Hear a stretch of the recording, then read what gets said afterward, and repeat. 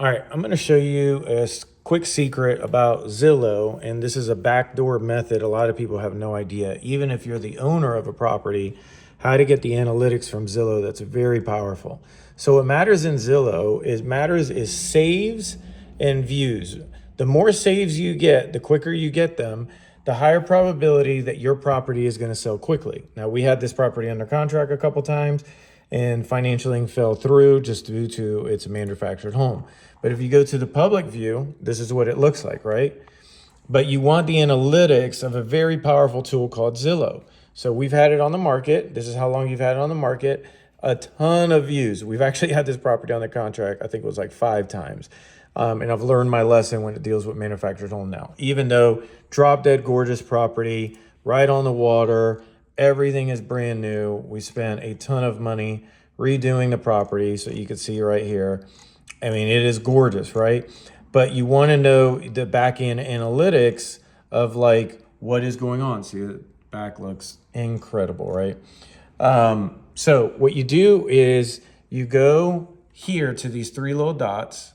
Okay, so you go to 3 dots, and you're gonna type in, it's gonna ask you to claim your owner view. You're gonna claim it. I already have it, so I can't reclaim.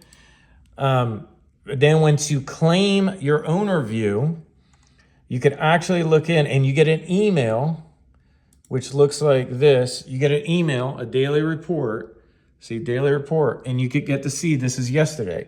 This is really good. This is what you want. And this is what matters. This means people are interested. So the more saves you get, the more interest that you're going to get. So again, you go to Zillow. And again, like if I don't claim a property. So if I want to claim this property, right? But I'm not the owner, so I'm not going to do this. So what you would do, here's the property. You would go here, and then it's going to say view owner's dashboard.